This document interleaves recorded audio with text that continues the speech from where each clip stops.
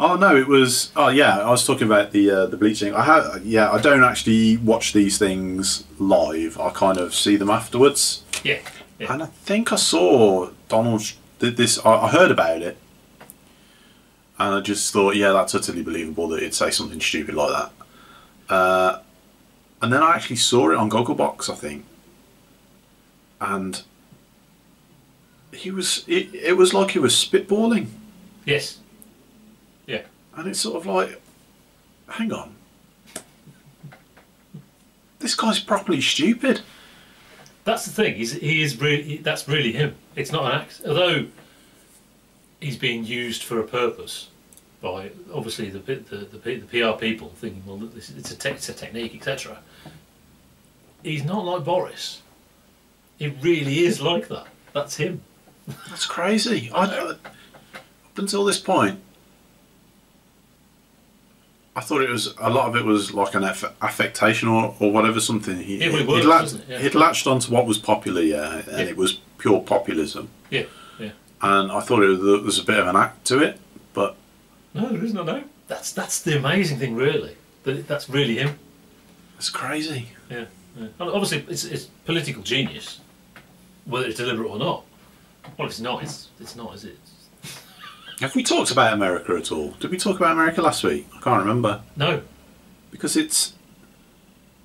So you've got these people protesting at the lockdown and actually demanding to be... Free. For the restrictions to be lifted. Yeah, even though they're outside doing it. And it's sort of like... You know, how... I can't get into the mindset, yeah? It's sort of like, this is... It's... Most, you know, I try and see things from someone else's point of view, generally. And I can't figure out the mindset that says, yeah, what we've got to do is, my freedom is more important than everybody else's life. Yes. And they're saying, yeah, if people will die, but we have to have freedom. Is literally what they're saying. I was like, what? It's broken. Everybody. It is. Broken. It's proper. It's sort of like, whoa. And you know, I think we're skirting dangerous times with America. I mean, as long as it stays over there, okay, great. It's fine. You sort yourselves out, yeah. But there's because of who America are and their place in the world. It could easily spill over here. I mean, we are the closest thing.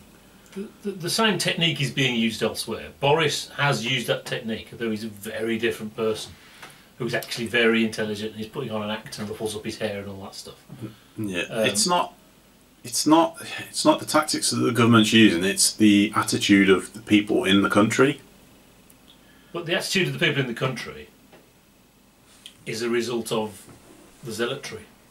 Well, they're doubling down, aren't they? They've elected this guy who's supposed to be the Great White Hope, and he's turned out to be a complete idiot. And rather than acknowledge that, they're doubling down. And you know, people with guns marching around demanding things. Mm-hmm. It's potentially quite bad. It is potentially quite bad. Yeah. That's what they voted for. That's what, you know, the country voted for this. Yeah. You know, we voted for someone who was fun on the TV, make us feel better about ourselves, all that stuff. So obviously, the way it works is they have to turn up the dial. I'm sure the plan was something totally different. You know, and that's what's happening with Trump. Although it's just him, they're sort of letting him off his leash more, I think. It only works if you keep turning up the dial, because people get more and more exasperated or are laughing or are just terrified. So people react to that by defending him more and dig in. But to keep that going, he's got to get more ridiculous. How do you diffuse that situation? God knows. And you know, I mean, Bolsonaro is a very good example, because he's worse. You know, in that Trump said it was made up by the Liberals. The disease was the Liberals, and it wasn't a real disease. I don't know.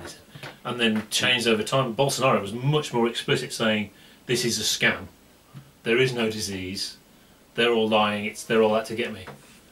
Well, I think the Mexican president was very similar, right? In the sense that it's not as serious as everyone's making out and whatever. But I think I kind of while we were there, they hadn't felt the brunt of it, so I think they had got away with it. But I know Brazil are really feeling it now, aren't they? Yeah. And the US. I mean, that's the thing, is the death rate and everything in the US is horrific. Although I watched a live webcam of Times Square. It's just like a normal day. Crowds of people queuing, and Yeah, it's like. I mean, New York is obviously particularly sensitive to this type of thing because it's so densely populated. Yes. Oh, it's crazy times. Crazy times, man. Do you reckon we'll see the other side of it? Nobody knows. Don't know. Nobody knows what's going to happen. There's no everyone who thinks, oh well, why don't they just do this? Doesn't know what they're talking about. Because nobody knows really. We've just until magically they find a vaccine. I mean, does the vaccine even work? I mean, how long does immunity does a vaccine give you? It's not exactly. Yeah, you have to have a flu jab every year, don't you? Yeah. So do you do that for everyone, ever, forever? What do you do? They need to come up. I mean, in my mind, treatments are probably more important than the vaccine in that case. If you can actually if someone turns up in hospital with this, breathing difficulties, if you've got something you can actually give them, yes, that will save their life, then that will be the game changer. Yes. Yeah, the medicine rather than the vaccine. Yeah. Yeah.